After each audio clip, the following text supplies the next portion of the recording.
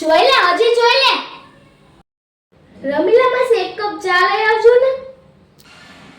અવાજ છે ને મને બિલકુલ પસંદ નથી. ઓકે, થઈ ગઈ બેટા ચોરી? મેડમ સાપડી. યસ બેટા.